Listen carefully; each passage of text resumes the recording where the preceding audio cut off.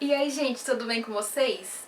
Neste vídeo eu vim trazer as leituras do mês de fevereiro e, na verdade, foi um vexame, porque eu estou sendo impossível. Eu finalizei só 2 livros porque eu tô com uma pilha tão grande de livros em andamento que vocês vão ver e, sabe, sem condições. Eu perdi a linha, o negócio saiu de controle e às vezes eu ainda me pego namorando coisas na estante para colocar nessa pilha que está gigantesca. Então eu vou mostrar os 2 livros que eu finalizei a leitura em fevereiro e na verdade foi assim, em cima da hora, foi tipo no último dia de fevereiro que eu finalizei. E daí eu vou mostrar a pilha de livros inacreditável que eu estou lendo, né, ao mesmo tempo. Isso porque alguns eu nem coloquei, porque aqueles que vêm de muito tempo, sabe? Tem uma releitura que eu acabei colocando ali, mas porque eu acabei pegando os livros tudo juntos e eu não, vocês vão ver que tem algumas releituras que eu tô fazendo também e que não tem condições. Eu tenho que fechar algumas dessas leituras porque quando fica uma pilha muito grande, assim, eu começo a me sentir meio perturbada, né?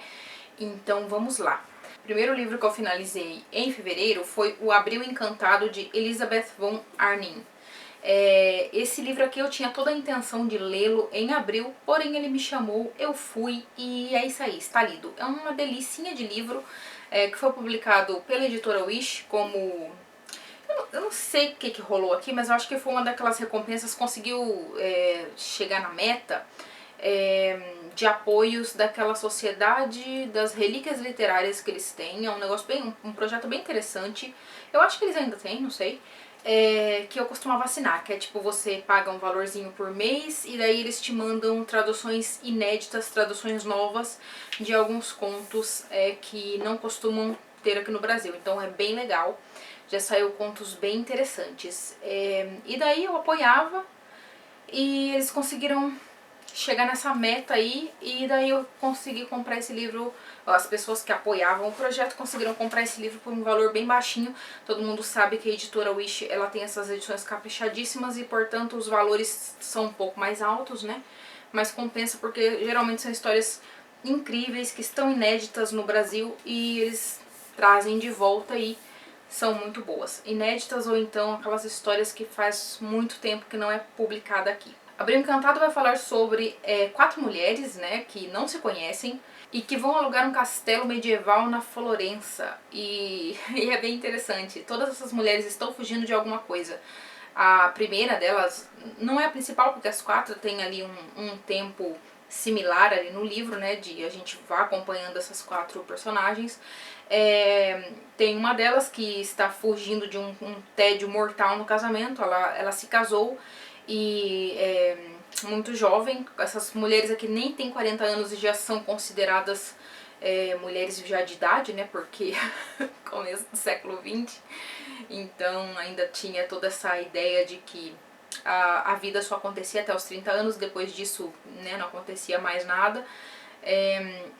E aqui vai trazer essa mulher, né, uma dessas mulheres. Ela está fugindo desse casamento em que o marido dela é um intelectual, aparentemente, e ele é tipo a alma das festas. E ela fica ali, toda pálidazinha, toda feinha, toda esquisitinha ali do lado. Ela morre de medo de falar as opiniões dela. Ela não... Todo mundo passa por ela e acha que ela é tipo um ornamento, mas um ornamento bem de mau gosto, assim, porque a bichinha não tem muita vivacidade, né? Então, um determinado dia, ela tá naqueles clubes para mulheres e ela vê um anúncio no jornal. E ela fica encantada, ela não sabe o que... ela não consegue tirar a mente dela desse anúncio, que é oferecendo, né, tem esse homem que está oferecendo essa casa na Florença e que... esse castelo medieval na Florença e que ela pode alugar. Só que ela não tem o dinheiro para isso, então ela vai precisar de outras mulheres. Daí ela vai ficar ali meio de olho. E quando ela vê uma outra mulher se aproximando do anúncio, ela meio que embosca essa mulher ali, meio que obriga ela, porque essa mulher também está fugindo de algo. Então é um livro bem legal. Eu senti em alguns momentos que ele tem um timing meio mal aproveitado, sabe? Às vezes parece que poderia ter se aprofundado em outras questões, mas a autora decide mudar de foco e isso acaba meio que perdendo por alguns momentos a nossa atenção. Porém é um livro bem gostosinho, bem bonito, tem muitas imagens vívidas de primavera. Se você é uma pessoa como eu que gosta de flores, você vai gostar desse livro, porque tem muitas descrições de lugares, aqueles lugares idílicos, né? E vai falar aqui sobre aquele subgênero da literatura que que eu nem sei se existe, mas que estou cunhando agora, que é aquele subgênero que vai falar sobre mudanças íntimas que acontecem com personagens durante viagens. Então, bem legal. Vale a pena aí, se você tiver um momentinho descompromissado na sua vida, pegar esse livro para ler. Sucesso. Daí, eu já tinha lido esse livro, mas eu não lembrava de absolutamente nada sobre ele. E eu fiquei meio que numa vontadezinha, porque a minha mãe e minha irmã tinham lido e tinham amado. Eu lembro que eu li esse livro em voz alta em algum momento, quando eu tinha uns 14 anos, pra minha família, porque a gente tinha esse costume de ler livros em voz alta. E daí, eu não lembrava de mais nada sobre ele. E estou falando de O Jardim Secreto, de Frances Hodgson Burnett. É um livro muito bonito, né? Eu acho que todo mundo conhece a história, vai falar sobre essa garotinha que nasceu e cresceu na Índia com pais que a ignoravam completamente, né? Com esses ingleses que viviam na Índia explorando os nativos. E um determinado dia acontece uma epidemia lá, que eu esqueci, a cólera? Não sei. Acontece essa epidemia, todo mundo morre, os pais morrem, e ela meio que é esquecida nessa casa. E alguns soldados vão descobri-la lá e daí vão enviá-la para este parente vivo, né? Parece que é o irmão da mãe dela, que mora neste casarão na Inglaterra, no meio de um pântano, e esse casarão é cheio de portas fechadas e de segredos e de coisas sombrias, e essa menina que é pálida, raquítica, triste, mimada, insuportável, vai começar a desabrochar, principalmente quando ela descobre a existência de um jardim secreto. É um livro muito bonito, sobre crescimento, e vai falar sobre como as pessoas, assim como as flores, elas conseguem se desenvolver melhor se estão em um ambiente propício, se estão em um ambiente saudável, em um ambiente aberto, e vai falar sobre isso. É bem bonita essa história, tem um final muito cativante, é um livrinho, uma gracinha. A minha edição é da editora Príncipes, tem um monte de edições, inclusive uma edição lindíssima da Dark Side Books, mas eu achei, além do preço que eu achei bem mais atrativo, eu achei também um encanto essa capinha cheia de florzinhas, né? E achei bem bonitinha. Essas edições de luxo da Príncipes, elas são acessíveis e são muito lindas. O único probleminha assim, que nem foi um problema na verdade, olha que bonitinha a pintura trilateral, é verdinha, uma gracinha. A única coisa assim que poderia ser um defeito, mas sei lá, não achei tanto, é que a página é um tanto quanto fina, né, então ela meio que fica voando, dependendo do lugar onde você tá lendo. Ai, olha eu, né? Mas tem até um fitilhozinho, ó, verdinho também, então ela é uma ediçãozinha bem cuidada, eu gosto bastante da Príncipes, eu já comentei aqui, tenho várias edições, e essas de luxo realmente vale a pena porque preços acessíveis e qualidade boa. Começando por um livro que eu estou lendo com amigos, né, no clube do livro que eu tenho, e que eu já deveria ter terminado, né, mas eu estou enrolando porque, gente, assim, se vocês já acompanham esse canal há mais tempo, vocês sabem que eu sou uma grande fã de Stephen King, eu leio muitos livros dele, eu li quase todos os livros dele já.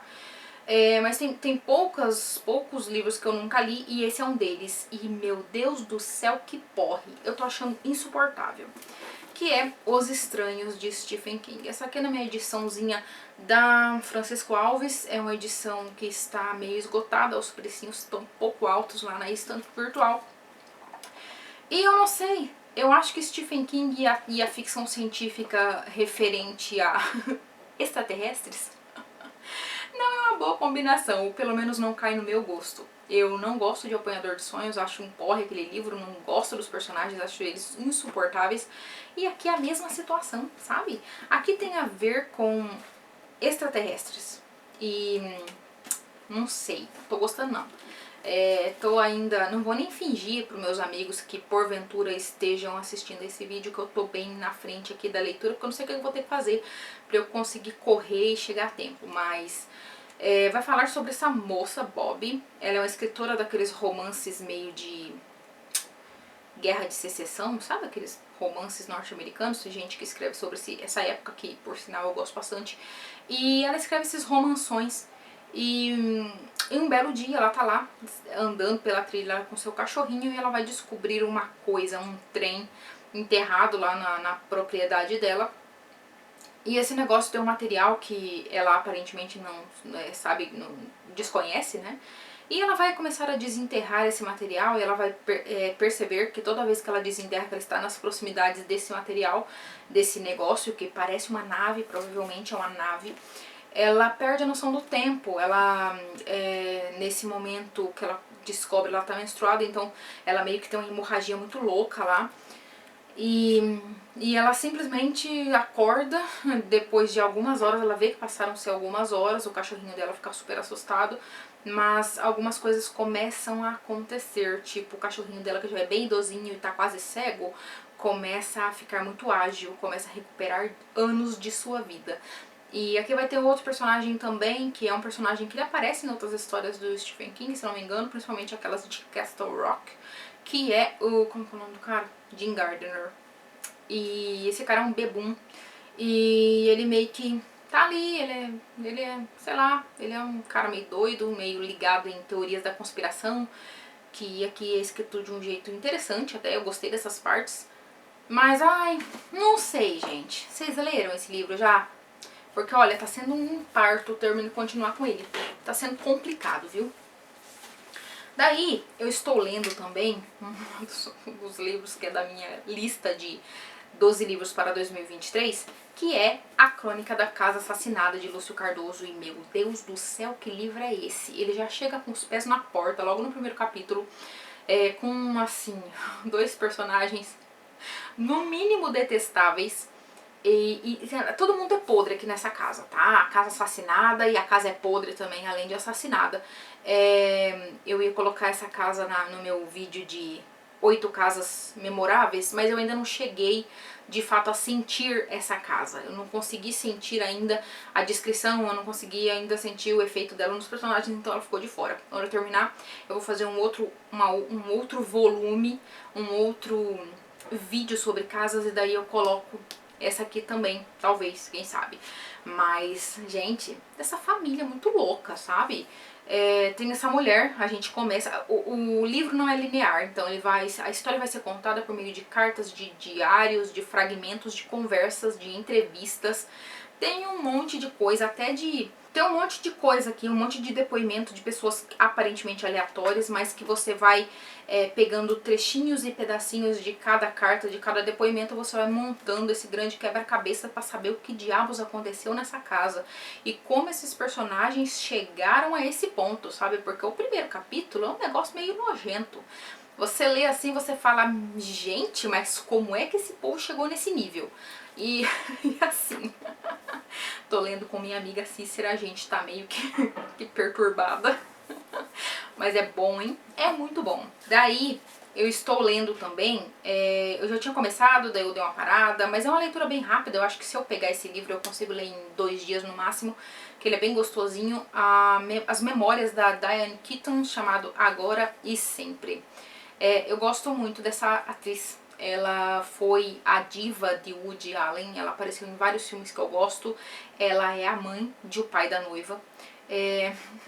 Não do pai da noiva, ela é a mãe da noiva do pai da noiva. Sabe aquele filminho dos anos 90, bem legalzinho, fofinho, com Steve Martin? Steve Martin é outro ator que eu gosto bastante. Mas olha eu viajando, né? Então, a Diane Keaton tá lá. E ela faz vários filmes que eu gosto, né? E eu me interesso por ela, eu acho que ela tem um rosto... Eu não sei, o rosto dela é maravilhoso. Se você olha pro rosto dela, pra aquele nariz arrebitado, você tem vontade de sorrir. E eu não sei, tem algumas boas vibes dessa atriz e eu gosto bastante dela. E nesse livro ela vai falar sobre a mãe, sobre a vida da mãe dela, foi uma fotógrafa, e sobre as relações que existem sentimentais entre ela e a mãe, como a mãe influenciou a carreira dela, etc, etc. Estou bem no comecinho porque eu ainda não parei de... Eu não parei de ser envergonhice e peguei esse livro sozinho logo pra ler, mas eu pretendo fazer isso. Talvez no final de semana eu consiga. Tem algumas imagens aqui, né? Cadê? Ó, que linda. Acho ela linda, ela é maravilhosa, essa atriz. Olha que lindíssima. Eu gosto do estilo dela também, de roupa, sabe? Queria um dia, quando eu for adulta. Eu tô lendo também, mais ou menos assim, tá indo bem a passo de tartaruga, porque que livrinho xarope, eu comprei pelo título, porque tem Jane Austen no título e eu não sei se vocês sabem, mas eu sou uma grande fã de Jane Austen, amo esta autora, amo todos os livros, quase todos os livros, menos Mansfield Park, porque meu Deus do céu, eu tô relendo agora pra ver se eu realmente não gosto dele ou foi só o tempo errado, mas tem Jane Austen, no título eu vou ter interesse. E sei lá, sabe, eu vi a sinopse, eu tô falando A Fraternidade de Jane Austen, o nome do livro. Ficou falando sem mostrar a capa, né, parece que eu tô fazendo mistérios, mas nem é. E ele é bem bonitinho, sabe, uma ediçãozinha cheia de fricotinho, assim, no capítulo, ele tem uns desenhinhos, ó, bonitinho, fofinho. Eu sempre que tem esses títulos e esses tipos de projeto gráfico, eu fico pensando, ih, deve ser aqueles romanção, sabe? Aqueles romanção. E daí, às vezes, eu não tô dizendo que eu não gosto não, às vezes pode até ser que eu tenha interesse em ler um romanção, pode ser que eu esteja naquele momento, mas eu não tava quando eu vi esse livro, então eu procurei a sinopse e tava falando ali sobre... que é uma galera, uma cidadezinha, um vilarejinho onde a Jane Austen viveu os seus últimos anos. E eles recebem sempre visitas de mulheres turistas que ficam enlouquecidas com a visão da casa da Jane Austen. A galera ali da cidade tem um maior bode desse tipo de gente. E daí eu achei interessante, porque vai falar sobre a vida desse povo que mora nessa cidadezinha e como eles estão sobrevivendo os tempos terríveis, que é o entre guerras. Se eles são pessoas que passaram pelos horrores da Primeira Guerra, estão prontos para entrar na Segunda Guerra e estão vivendo nessa cidade, nesse vilarejo. E daí vai ter vários rolês entre essas pessoas. E eu fiquei esperando, né, que fosse assim interessante, focado mesmo nos problemas, da galera da cidade e tal. E eu não sei. Daí, gente, eu tô lendo um dos livros que, nossa senhora, sabe quando você descobre... Eu faço alguns experimentos de vez em quando. De vez em quando eu entro na Amazon e daí eu tô olhando lá, né, aleatoriamente, eu acabo entrando numa página que sabe-se lá como eu cheguei, e me indicam livros que eu nunca procuraria de livre espontânea vontade. E porque simplesmente por eu não saber da existência desse tipo de livro. E daí me foi indicado um livro chamado O Livro dos Peixes, de William Gould, Romance em 12 Peixes, de Richard Flanagan. É esse livro aqui. Eu não sei vocês, mas essa capa, com essa belíssima ilustraçãozinha que eu achei de puro bom gosto, sendo da Companhia das Letras, e também esse título, Um Romance em 12 Peixes, nossa senhora, e tava tipo menos de 10 reais, acho que tava uns 7 reais e pouco. Esse livro costuma não sei, né, mas ele tava bem baratinho, então às vezes se vocês se interessarem compensa olhar lá. Ele tem essa folha, essa jaquetinha, que são adesivos, então cada capítulo vai ter um peixe pra você colar, e eu tô colando de acordo com a minha leitura, né. Eu tô... Deixa eu ver quantos... Eu tô no quarto capítulo, vou para o quarto capítulo agora. São 12 capítulos, porque 12 peixes. E, gente, isso aqui é interessante, uma história dentro da história. Vai falar sobre esse cara que... Primeiro, antes de tudo, a linguagem e a narrativa e a escolha de palavras aqui é um show à parte, sabe? É de um humor tão mordaz, tão diferente, aquele humor meio, sabe, que tem aquele gosto que dá um nervoso na gente, aquele humor que ele é agridoce, que ao mesmo tempo que você acha muito engraçado, você sente aquele travo de amargo na garganta, porque você sabe que você tá rindo só que é de culpa, é tipo isso. Esse daqui tem uma das melhores narrativas que eu já li. E vai falar, esse escritor, se não me engano, ele é australiano, então ele vai falar sobre os perrengues da Austrália, sobre o domínio inglês. E, gente do céu, é uma história dentro da história, como eu já comentei. Primeiro vai começar com esse homem, que ele ganha vida arrumando móveis bagacentos lá de um lugar da Austrália, lá onde ele mora, para turistas norte-americanos. Como eu já comentei em algum momento, todo mundo detesta turista norte-americano, e aqui, no, aqui não é diferente. Vai falar que ele faz todo um trabalho para transformar os móveis bagacentos lá em antiguidades que são vendidas a preços muito altos para turistas norte-americanos. E eles gostam de ser enganados. Mas eu acho que eu vou acabar fazendo um vídeo sobre esse livro porque ele é interessantíssimo. E um dia esse cara tá furdunçando lá num negócio de antiguidades e ele acaba encontrando um armarinho. E ele encontra um manuscrito do Livro dos Peixes de William Gould. Né? Então ele vai encontrar esse manuscrito que vai falar sobre este homem condenado à prisão numa colônia penal da Tasmânia. O falsário William Gould é obrigado a pintar uma série de peixes. O mais interessante desse livro é que é inspirado numa história real, sabe? Existe um elemento fantástico aqui nesse livro, mas ele é bem sutil. E o que fica mais evidente pra gente é essa mordacidade, essa perversão da raça humana, sabe? De destruir uns aos outros, e é sensacional. E vai falar sobre esse homem, esse cara, né, que foi condenado a essa prisão estatal na Tasmânia, William Gould. E ele, pra diminuir ali a pena dele, pra fazer a pena dele ficar mais suportável, porque pra fugir das torturas, ele meio que começa a pintar coisas.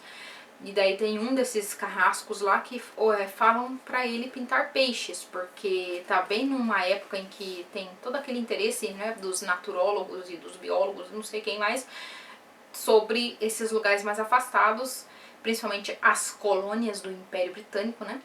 E daí ele vai pintar esses peixes. Só que ao mesmo tempo em que ele tá pintando esses peixes, ele tá escrevendo essa história, a história dele, pra que a gente saiba. Então é essa história que a gente tá acompanhando aqui, a história que aquele cara encontrou naquele armarinho lá, naquelas páginas daquele armarinho.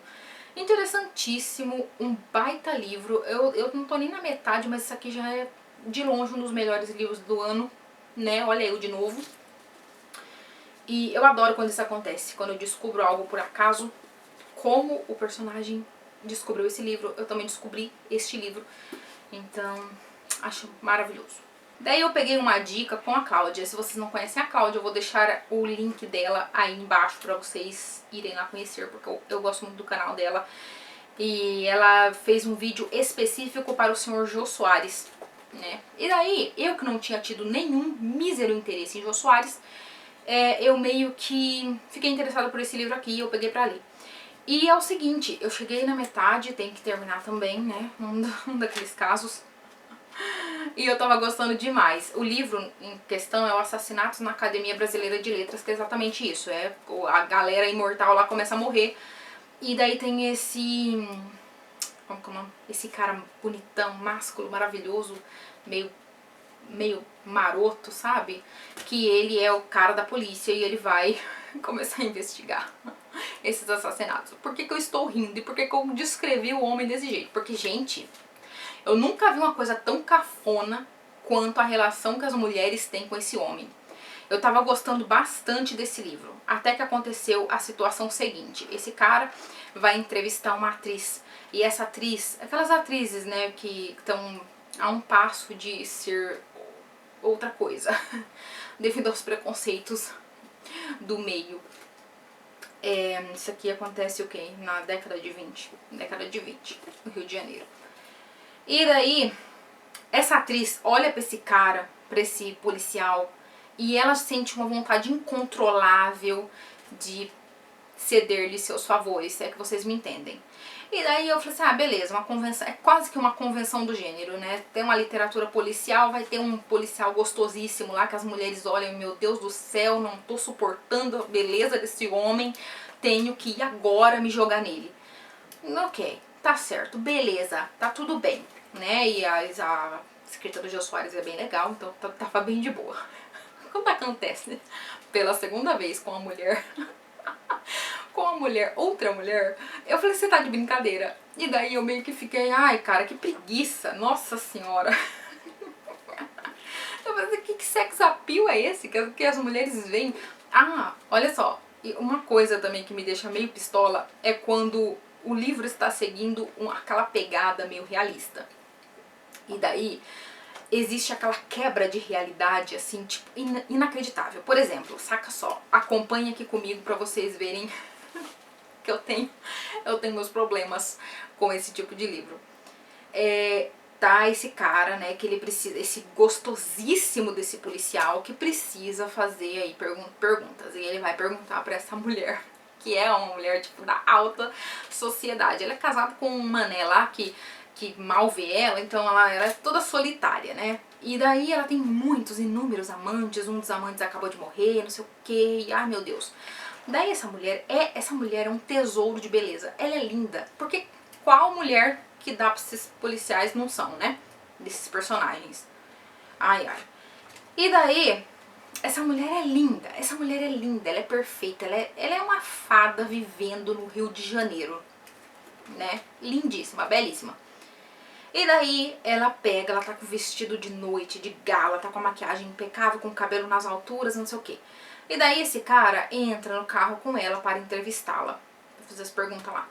E se entregam ali ao seu remeleixo carnal dentro do carro. E eu fico pensando, beleza, Rio de Janeiro, década de 20, a mulher da alta sociedade, um vestido de cetim, que se você não pode nem sentar, que ele já tá amassando, a maquiagem à prova d'água, hoje nem hoje funciona, imagina da década de 20, cabelo,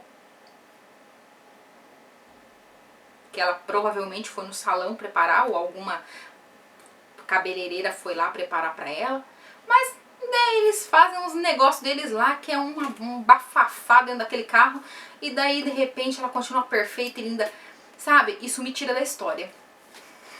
E eu sei, é chatice, eu tô ciente, mas eu ainda assim sou tirada da história, não tenho o que fazer, tá? Não tenho o que fazer, é assim que é. E daí eu dei um tempo pro Jô, falei, ai Jô, pelo amor de Deus, eu tinha esperança de você não ser um desses, mas você foi um desses. Desses cara que, ai nossa, é uma sublimação de ai eu quero ser sexy, daí bota os personagens masculinos tudo super desejados pelas mulheres. Eu fico com um pouco de preguiça, não vou negar. Mas eu vou voltar porque apesar de tudo, é interessante. Tem todo aquele lance de gente sendo envenenada, eu gosto. Então, sério, vou voltar. Daí o último livro de ficção, que eu me lembre, que eu estou lendo atualmente, também é o Duna, de Frank Herbert. Comentei com um amigo meu que eu tinha uma dificuldade de sair das primeiras páginas desse livro, eu sempre acabava parando ele, mesmo que eu estivesse gostando, e daí ele sugeriu que a gente lesse junto. Estamos lendo juntos. E pelo menos eu já passei ali das páginas que eu sempre empacava. É um livro muito legal, vai falar ali sobre o jovem Paul Atreides, da casa Atreides, que recebeu ali um pé de porco, que é o planeta Arrakis, né, que ao mesmo tempo em que é riquíssimo por conta da especiaria, né, ele também é tipo o inferno na galáxia, porque ele tem os vermes gigantes que toda vez que alguém chega muito perto de um filão de especiaria, esses vermes aparecem para proteger. E também porque tem toda uma casa, os Harkonnen, que tá querendo matar a galera ali, deixar os Atreides em maus lençóis. Isso que eu falei não chega nem a arranhar 10 quilômetros de distância da sinopse, de uma sinopse boa que dê conta desse livro, porque isso aqui é muito mais. Isso aqui é toda uma construção de mundo, uma construção de universo espetacular. Temos intrigas políticas, problemas climáticos, temos uma certa defesa de um mundo mais que preze por seus recursos naturais, né, que não é o nosso caso, infelizmente, mas Frank Herbert já estava falando sobre esse rolê lá nos anos 60. 60? Deve ser, não sei, se não for, bota aí. E é muito bom, gente. Não é à toa que esse livro é uma das pedras fundadoras da ficção científica, porque ficção especulativa eu acho que é um pouco mais amplo do que ficção científica. E que livro! Isso aqui é um livro espetacular. Eu gostei demais do filme, assim, gostei demais não. Eu gostei bastante do filme, mas não gostei o suficiente por ser um filme dirigido pelo Villeneuve, que eu gosto bastante, um diretor que eu gosto, e também porque tinha uma galera boa envolvida no projeto. E porque tinha aquela música, sabe, cheia de gritaria, que eu acho um porre que, ai meu Deus do céu, ninguém merece. Parecia que eu tava vendo um filme ruim da Mulher Maravilha. Mas tirando todos esses rolês, eu gostei bastante do filme. Daí, por fim, os dois livros que eu estou lendo, um é releitura e o outro eu estou lendo pela primeira vez. E que leituras maravilhosas. Que são, eu estou lendo O Homem e Seus Símbolos, do Jung, né, tô aqui no começo ainda, eu ganhei esse livro de uma amiga. Tô gostando bastante, muitas anotações em todos os cantos. Vai falar sobre a análise dos sonhos, sobre o inconsciente coletivo, sobre os arquétipos, sobre tudo isso. Interessante pra caramba. E eu estou relendo também A Poética do Espaço, do Gaston Bachelard, que tem aqui todo espremidinho nesse livro aqui dos Pensadores, né, do Bachelard. Estou lendo relendo a Poética do Espaço. Eu gosto demais desse livro. Vai falar sobre, vai abordar os espaços, é uma abordagem fenomenológica dos espaços, né? O que os espaços significam. Não exatamente, ele e o Jung, eles meio que batem um contra o outro, ainda que talvez eu acho que eles se bateram tanto um contra o outro porque eles estavam muito próximos ali na mesma década. Então faltava-lhes aquele afastamento para ver que na verdade eles estavam falando de coisas muito parecidas. E olha eu querendo ensinar o Bachelard e o Jung, né? Mas assim, não sei, eu só desconfio, vamos ver. Deixa eu continuar lendo, depois eu vou ver umas galera aí que falou sobre esse assunto e vamos ver o que acontece. Mas é muito interessante. Fenomenologia, em um resumo resumidíssimo, é a essência das coisas, né? O estudo da essência das coisas. Então, aqui vai falar sobre a casa enquanto imagem, enquanto significado, o significado mais profundo. Não é uma metáfora, porque ele foge de metáforas. Bachelard foge de metáforas. Ele está falando sobre o significado antes da coisa, sabe? Acho que Clarice Lispector leu esse homem, ou então gostaria de ter lido, porque é bem sobre o que ela fala ali em Água Viva, por exemplo. Enfim, gente, eu estou até cansada de tanto que eu falei, graças à minha gigantesca pilha de livros, mas é isso aí. Quem sabe eu vou conseguir terminar alguns desses no próximo mês, né? Eu tô devendo um vídeo sobre Contato do Carl Sagan, porque foi o livro de fevereiro, né, que eu li no meu desafio lá dos 12 livros para 2023. Então pretendo ainda soltar esse vídeo aí em algum momento. Eu já tinha gravado, mas eu não gostei, então eu deletei ele. E agora eu tenho que fazer de novo, né? Então é isso aí. Eu espero que tenham gostado. Se vocês não se inscreveram ainda e gostaram do conteúdo, por favor se inscrevam. Deixem um comentáriozinho amigo, uma curtidinha amiga e indiquem para os coleguinhas. E é isso aí. Até o próximo vídeo. Tchau, tchau.